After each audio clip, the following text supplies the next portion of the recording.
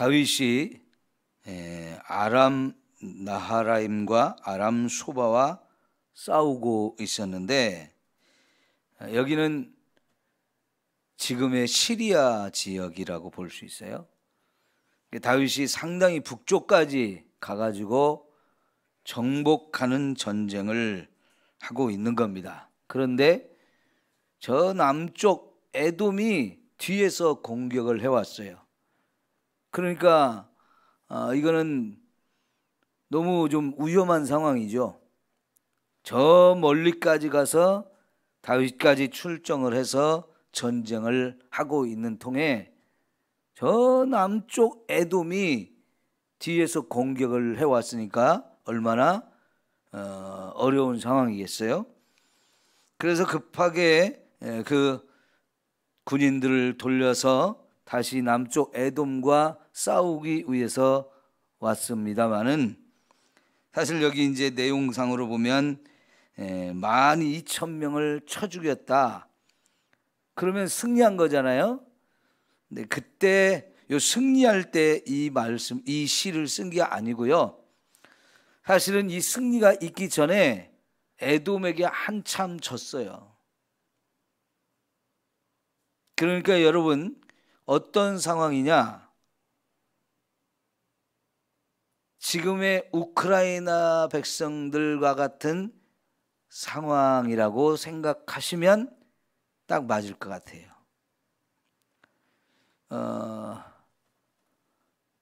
어쩌면 우크라이나하고 러시아 전쟁이 러시아의 일방적인 승리로 끝날 것 같지만, 우크라이나 백성들의 저 나라를 지키려고 하는 그 결연한 의지, 이런 것들을 보면 결국은 지다가도 우크라이나가 이길 것 같은 마음이 들거든요. 왜냐하면 저와 여러분도 우크라이나의 끝까지 잘 지키기를 기도하고 있죠. 그죠? 러시아가 빨리 물러가기를 기도하고 있기 때문에 이 기도를 하나님이 들으셔서 그런 우크라이나가 이기게 하는 역사가 있어질 거라고 생각하는데, 지금 우크라이나 사람들이 얼마나 무섭고 두렵고 절박하고 또 안타깝겠어요? 지금 다윗이 이 시를 쓸 때의 심정이 꼭 그런 심정이었어요. 에돔하고 싸우기는 하는데 에돔에게 지금 자꾸 지는 거예요. 그래서 아마 전쟁터에 나갔던 군인들 중에도 상당히 죽음을 당했을 것이고요. 뒤로 자꾸 밀리니까 이게 정말 너무너무 절박하고 위급한 이런 상황 속에서 기도를 했고, 결국은 다시 하나님께서 승리하게 해 주셔서 여기 12,000명을 쳐 죽였다, 이렇게 표현이 됐는데, 그러니까 요 제목에 나오는 내용은 사실은 기도를 통해서 완전히 상황이 역전돼 가지고 그들이 승리하게 된 것을 표현하는 거고요. 그 승리가 있기 전에 먼저 패배의 이 쓰라린 상황을 있었기 때문에 그 상태에서 지은 시라고 볼 수 있어요. 예를 들면 여러분, 여호수아와 이 군대가 가나안 땅에 쳐들어가지고 막 전쟁을 할 때 백전백승이 아니고 한 번 졌죠. 여리고 성은 아주 난공불락의 큰 성인데 그거를 기가 막힌 하나님의 방법으로 손 하나 까딱하지 않고 완전히 그 성이 다 허물어지고 여러분 승리한 경험이 있잖아요. 그리고 나서 다음 조그만 아이성에서 패배를 했단 말이죠. 그때 이스라엘 백성들이 얼마나 실망하고 또 놀랐는지, 얼마나 충격을 받았는지 몰라요. 그랬을 때 여호수아가 어찌했습니까? 하나님께 물어봤어요. 하나님, 왜 우리가 이렇게 여리고성에서는 이겼는데 이 조그만 아이성에서는 이렇게 패하고 사람이 죽어야 했는지 하나님께 여쭤보죠. 그때 이제 아간이라고 하는 사람이 하나님이 절대로 손대지 말고 다 하나님께 드려라 라고 말씀하셨던 것을 어기고 도둑질을 해가지고 그것 때문에 하나님이 진노하셔서 전쟁에 패배하고 사람들이 죽었죠. 그걸 가르쳐줘. 그래서 그걸 처리하고 나서야 그 다음부터 이제 또 백전백승하는 전쟁이 되어지는데, 그때 아이성에서 지고 났을 때의 심정하고 아마 똑같았을 거예요. 자, 그래서 지금 1절부터 봅시다. 하나님이여 주께서 우리를 어떻게 했어요? 버려 흩으셨고 분노하셨다는 거예요. 그러니까 제목의 승리한 내용과 시작하는 내용은 전혀 다르지요. 하나님께서 우리를 버리시고 흩으셨고 우리에게 분노하셨다라고 고백하잖아요. 그럴지라도 하나님 우리를 여기서 회복시켜 주십시오. 패배했기 때문에 그런 상황이 된 거예요. 주께서 땅을 진동시키사 갈라지게 하셨사오니 그 틈을 기우셔서 땅이 흔들림이니라. 주께서 주의 백성에게 어려움을 보이시고 비틀거리게 하는 포도주를 우리에게 마시게 하셨나이다 그랬는데, 두 가지 예를 들어서 설명하고 있어요. 지금 이스라엘 백성들이 처한 상황이 뭐와 같으냐? 큰 지진이 일어나 가지고 막 땅이 막 흔들리면서 크게 쩍 갈라지는 이런 상황처럼 지금 에돔의 그 군대 앞에서 이스라엘 백성들이 막 이리 갈라지고 저리 갈라지면서 막 땅이 흔들려 가지고 제대로 서 있을 수 없을 만큼 정신을 차릴 수 없는 상황이 됐다는 거예요. 또 그 다음에 또 예를 들어서 설명한 것은 마치 독한 포도주를 마시고 취해가지고 비틀거리면서 제대로 서 있을 수조차 없는 그런 상태까지 되어버렸다 하는 거죠. 자, 여러분, 제대로 서 있을 수 없을 만큼 마음은 정신 똑바로 차린 것 같고 얼마든지 이길 수 있었던 것 같은데 막상 전쟁을 해보니까 이게 뭐 하나님이 우리에게 진노하셔가지고 적에게 패배를 당하는데 정신을 못 차리겠는 거예요. 이리 갈라지고 저리 갈라지고 쓰러지고 넘어지고 엉망진창이 되어버린 거예요. 이것을 고백하는 이유가 뭐냐? 자, 이런 상황 속에서 우리가 나를 살펴보니까 왜 이렇게 됐을까? 문제가 뭘까? 진단을 해보니까 하나님과 우리의 관계가 깨져버렸다는 거예요. 하나님이 우리를 승리하지 못하게 하시고 적에게 패배하게 하시고 사람들이 죽어 나자빠지고 도망을 쳐야 되고 이리 갈라지고 저리 흩어지고 지금 엉망이 되어진 것은 하나님이 그렇게 하셨다는 거예요. 여러분, 1절의 두 번째 단어가 뭐예요? 주께서 이렇게 만드셨다는 거. 2절도 시작하는 단어가 주께서 그렇게 하시고 3절도 주께서 그렇게 하시고.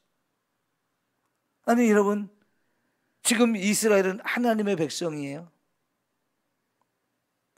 하나님이 왕이 되신 그런 나라예요. 하나님이 직접 다스리는 나라예요. 그런데 주님이 승리를 못하게 하시고 적의 앞에서 이렇게 두려워 떨면서 도망을 쳐야 되는 이런 상황이 되어졌는데 주님이 그렇게 만드셨다는 거예요. 그러면 하나님과 우리 사이가 심각한 문제가 생겼다는 거예요. 하나님이 진노할 수밖에 없는 상황이 되었다는 거예요. 자, 그래서 지금 이런 상황이지만 주를 경외하는 자에게 깃발을 주시고 진리를 위하여 달게 하셨나이다 그랬는데요. 자, 여기 4절에 내용이 달라지죠. 하나님께 호소하는 거예요. 우리는 하나님을 경외합니다. 또 5절에 보면 주께서 사랑하시는 자를 건지시기 위하여 주의 오른손으로 구원하시고 응답하소서. 우리가 주님을 사랑하고 경외하고 주님은 또 우리를 사랑하지 않습니까? 우리에게 깃발을 주셔서 그 깃발을 흔들며 여러분 높이 달게 해달라고 하나님이 우리를 이런 위급한 상황에서 건져주시고 승리할 수 있게 해달라고 주의 오른손으로 우리를 구원해달라고 호소하고 있는 거거든요. 자, 여러분 얼마나 지금 힘들고 어려운 상황이겠어요. 자, 이럴 때 문제의 진단을 정확하게 해야 되는데 하나님이 우리에게 분노하시고 우리에게 이렇게 어려움을 당하게 하실 때는 분명히 거기 이유가 있다는 거죠.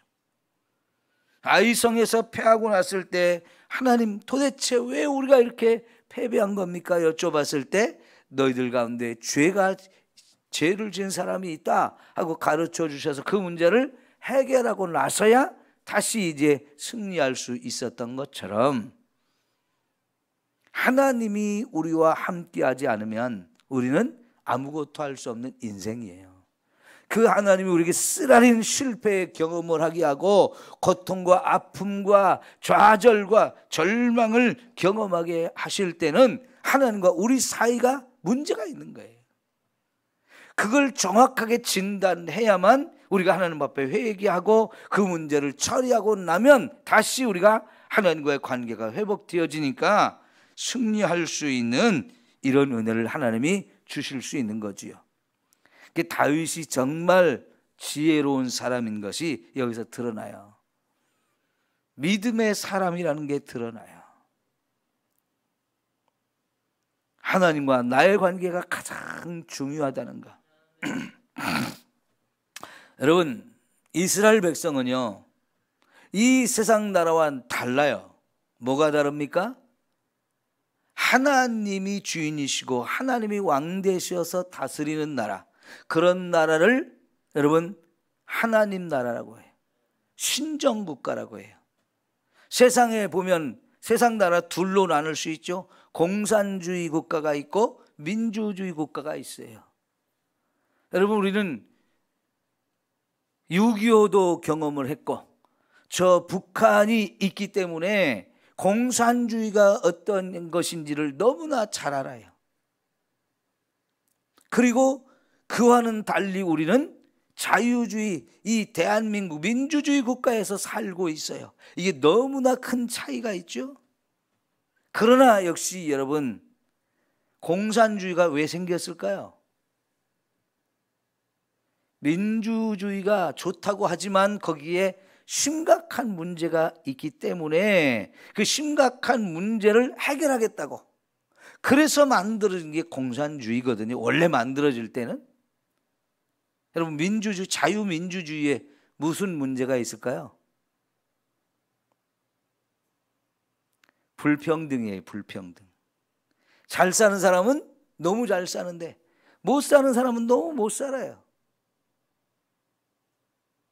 잘 사는 사람과 못 사는 사람 사이에 이 불평등, 양극화 현상, 점점 잘 사는 사람은 점점 더 잘 살고 못 사람은 점점 더 못 살게 되어지는 이런 환경들이 있기 때문에 이거를 개선해서 더 좋은 사회를 만들자. 그들이 말하는 더 좋은 사회, 그게 바로 공산주의거든요. 그러니까 여러분, 근데 실제로 공산주의 해보자고 했더니 어떻게 됐어요? 소련이 결국은 이거 아니다 하고 포기했어요. 그 소련을 따라가던 동유럽도 다 공산주의를 버렸어요. 그런데 아직도 중국과 북한과 베트남과 캄보디아 이런 나라들은 공산주의를 하고 있는 거예요.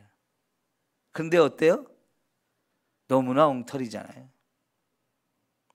그런데 여러분, 세상은 아무리 좋은 것을 찾아서 좋은 나라 만들자 해도 그게 엉터리로 가는 거예요. 왜 그래요? 저와 여러분이 죄인이기 때문에 그런 거예요. 그런데 하나님께서 직접 다스리는 나라, 이게 바로 하나님이 꿈꾸는 나라예요. 하나님이 이루고자 하는 나라이고 이게 인간에게 해답이에요. 그런데 여러분, 이런 하나님의 나라, 하나님이 왕 되시고 하나님이 다스리는 나라도 그 백성이 하나님께 순종하지 않고 믿음으로 제대로 서 있지 않으면 그것도 세상 나라보다도 못한 것이 되어버리는 거지요. 그죠? 그러니까 하나님 나라가 제대로 가기 위해서는 하나님과 우리의 관계가 제대로 돼야 되고 그 하나님 나라를 아름답게 만들어 가야 그 속에서 함께 영광을 누릴 수 있는 거예요. 그런데 여러분, 다윗이 정말 하나님 마음에 합한 사람으로서 하나님께 붙들림 받고 하나님의 뜻을 위해서 정말 최고의 그런 왕이 되니까 정말 하나님 다윗 시대에 크게 번성하게 하고 엄청난 복을 누리게 되었는데 지금 그걸 이뤄가는 과정 속에서 저 북쪽까지 지금 시리아, 지금의 시리아, 신약 성경에 보면 다메섹이나 안디옥 이런 데까지 이제 가서 이기고 있었거든요. 그러면 다윗은 왜 그렇게 먼 나라까지 쳐들어갔습니까? 원래 하나님께서 아브라함에게 주시겠다고 약속했던 땅이 애굽에서부터 저 유프라데스 강까지였어요. 유프라데스 강까지. 그러니까 유프라데스 강까지 가려면 아직도 더 가야 돼요. 사실 여호수아 시대에 정복한 땅은 요 가나안 땅 요만큼밖에 안 돼요. 손바닥만한 땅밖에 안 돼요. 겨우 거기 들어가서 12지파에게 나눠주고 나니까 그 뭐 땅이 너무 좁잖아요. 그런데 원래 하나님이 주시고자 하는 땅은 그 가나안 땅 요 경계를 훨씬 벗어나서 쫙 지금 다윗이 쳐들어가서 전쟁을 벌이고 있는 이 아람, 그보다도 위쪽에 유프라데스 강이 있어요. 그러니까 거기까지 가야 되거든요. 지금 다윗이 그런 전쟁을 하고 있는데 뒤에서 말이죠, 에돔이 쳐들어왔으니까 이게 얼마나 난감해요. 근데 거기를 가서 싸워서 또 이기려고 뒤돌아서 군대를 이끌고 왔는데 쳤단 말이죠. 그러니 얼마나 당황하고 얼마나 놀라겠어요. 그리고 나라는 위태위태한 상황이 되어진 거예요.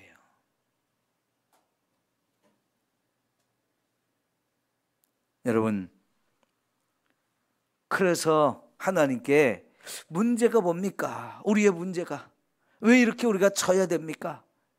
그때 깨달은 것이 하나님과 우리 사이가 지금 벌어졌구나. 우리가 하나님 앞에 죄를 지으면서 이렇게 심각한 상태가 되었구나. 하나님이 우리를 버리셨고 흩어버리셨고 분노하셨다는 것을 깨닫게 되는 거예요.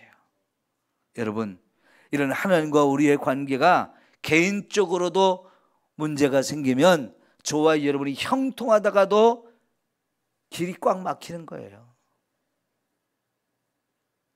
새벽마다 저와 여러분이 새벽을 깨우는 이유가 뭐예요? 하나님 앞에 내가 바로 서고 하나님과 늘 동행하는 삶을 살기 위해서 그러는 거잖아요. 하나님과 우리가 멀어지지 않도록, 자꾸 죄를 지음으로 하나님을 근심하게 하는 일이 없도록 늘 깨어서 우리 믿음으로 살려고 늘 힘쓰고 애써야 합니다. 자, 그러면 이제 6절부터 보시면 하나님이 그의 거룩하심으로 말씀하시되 내가 뛰놀리라, 내가 세겜을 나누며 숫꽃 골짜기를 측량하리라. 길앗이 내 것이요 므낫세도 내 것이요 에브라임은 내 머리에 투구요 유다는 나의 규이며. 여러분, 이곳은 마치 여호수아가 가나안 땅 정복하고 그 땅을 이렇게 저렇게 측량을 해서 제비를 뽑아가지고 여기는 에브라임, 여기는 유다, 이렇게 땅을 분배할 때 그 상황을 지금 얘기하고 있는 거예요. 다시 말하면 과거를 돌아보면서 이 땅이 하나님께서 우리 조상 때에 하나님 우리에게 주신 땅이 아닙니까? 에브라임에게도 땅을 나눠주시고 유다에게도 땅을 나눠주시고 므낫세에게도 땅을 주시고 해서 우리가 이제 이 땅에서 그때 살게 되었는데, 그렇게 된 이유가 뭐냐면 하나님이 자기 백성에게 살 땅을 주셨어요. 아브라함에게 약속했던 그 땅을 실제로 이제 나누어 줘서 지금까지 살아왔단 말이죠. 그런데 지금 에돔에게 패해가지고 이 땅 다 빼앗길 상황 속에 있는데, 하나님 과거에 우리에게 언약을 삼아주시고 언약 백성으로 삼으시고 그 언약에 따라 우리에게 땅을 주셨던 하나님, 그 언약을 기억해달라고, 즉 그 언약을 따라서 다시 한번 우리를 회복시켜 주시고 승리하게 해서 이 땅에 하나님 나라를 제대로 다시 세울 수 있게 해달라고 요청하는 거예요. 그 다음에 8절 보면 재미있어요. 모압은 나의 목욕통이라, 에돔은 나의 신발을 던지리라, 블레셋아 나로 말미암아 외치라. 자, 요건 뭐냐면요, 목욕통. 예전에 이 시대에 내가 목욕을 한다 그러면 내가 하는 게 아니고 종이 나를 씻겨주는 그런 곳이거든요. 모압이 이제 이스라엘을 섬기는 그런 곳으로 하나님 만들어 주시고, 또 에돔에는 신발을 던졌다 그랬으니까 신발은 그 당시에 더러운 것의 상징이에요. 마치 쓰레기를 버리듯이 그렇게 정말 별 볼 일 없던 곳이었다는 거죠. 그리고 블레셋 어때요? 블레셋이 오랫동안 이스라엘을 괴롭혔지만 다윗이 그 블레셋도 다 정복을 해버렸어요. 다윗의 시대까지는, 그 전까지는 엄청나게 괴롭힘을 많이 받았어요. 사사시대와 사울왕 때까지. 그러나 다윗이 왕이 돼서는 완전히 블레셋을 다 정복해서 쓸어버리고 이렇게 멋진 나라를 세웠잖아요. 자, 이런 이야기를 하면서 이제 9절 보세요. 누가 나를 이끌어 견고한 성에 들이며 누가 나를 에돔에 인도할까? 이 에돔이라는 나라는요, 견고한 바위 요새 위에 세워진 나라예요. 하나님이 원래 그런 곳을 땅으로, 에돔 사람 에서의 후손들에게 그런 땅을 주셨고, 그 높은 바위 위에 아주 견고한 요새가 되는 곳에 도시를 건설하고 거기에 살았기 때문에 아무도 정복을 못하는 땅으로 알고 있었어요. 그런데 여러분, 다윗은 누가 우리를 그 견고한 성에 들이고 우리를 에돔 땅으로 이끌어 갈 수 있을까? 그 다음에 보십시오. 하나님이여 주께서 우리를 버리셨지 아니하셨나이까? 하나님이여 주께서 우리 군대와 함께 나가지 아니하시나이까? 두 개의 질문을 하고 있는데, 전에는 하나님이 우리를 버리셨지 않습니까? 그러나 지금 하나님이 나와 함께 나가지 않겠습니까? 하고, 전에는 그랬지만 이제는 하나님이 우리와 함께 가셔서 저 에돔에 견고한 성에 우리를 인도해 달라고. 여러분, 이 기도가 응답이 되어서 결국은 에돔 사람들을 승리하고 죽여버렸어요. 그 12,000명. 더 나아가서는 18,000명까지도 죽이게 되었거든요. 여러분, 자 보십시오. 우리를 도와 대적을 치게 하소서. 사람의 구원은 헛됨이니이다. 사람을 의지하지 않고 하나님만 의지하고 갈 테니까 하나님이 우리를 도와서 저 대적을 치게 해 주십시오. 이렇게 기도를 했어요. 그리고 나서 이제 마지막 결론이 뭐냐면, 우리가 하나님을 의지하고 용감하게 행할 것입니다. 이제 사람 의지하는 거 다 없습니다. 우리는 오직 하나님만 의지하고, 내가 하나님을 의지하는 그 확실한 믿음을 가지고 이제 결단하고 행동하겠습니다. 네? 용감하게 행동하겠습니다. 그는 우리의 대적을 밟으실 이심이로다. 여러분, 다윗이 이 시를 지어서 하나님께 믿음을 고백하고 군대에게도 하나님이 우리를 도와주실 것이다. 하나님과 우리 사이에 있던 문제들 다 이제 해결했으니까 이게 이제 하나님 우리 도와주실 것이다 하고 군대에게 다 선포하니까 군인들도 다 똑같은 믿음을 가지고 똑같은 용기를 가지고 이제 하나님 우리와 함께 하신다 믿음을 가지고 가니까요, 진짜 하나님이 그 에돔의 견고한 요새를 다 깨뜨리고요, 거기서 승리하면서 결국은 12,000명을 죽였다는 얘기죠. 제목의 이야기는 이런 믿음의 결단을 가지고 하나님 우리와 함께 가주니까 결국은 승리하게 했다는 거예요. 자, 여러분, 미국 자체에서 남과 북의 전쟁이 있었죠. 노예를 해방시키자는 문제를 가지고 링컨 대통령이 노예 해방 운동을 하니까 남쪽이 반대를 해가지고 결국 남과 북이 전쟁이 일어났어요. 그런데 막상 전쟁을 해보니까 남쪽이 훨씬 강해가지고요, 대통령이 이끌고 나가서 전쟁을 하는 그 전쟁에서도 자꾸만 지는 거예요. 그러니까 링컨 대통령이 군인들을 이끌고 전쟁터에 다니면서 자꾸 패배하니까요, 기도실에 앉아서 대통령이 기도하는 시간이 더 많았다는 거예요. 그러면서 밑에 따르는 이제 정부 고위 관료들을, 그리고 군인들한테, 장군들한테 우리 하나님께 더 많이 기도합시다, 기도해야 이거 이깁니다 하고 말하니까 그 밑에 따른 사람들이 그럼 대통령님 각하 하나님이 우리 편이 되게 해달라고 기도하십시오, 그렇게 기도하는 게 좋겠습니다 그랬더니 대통령이 뭐라고 그랬겠어요?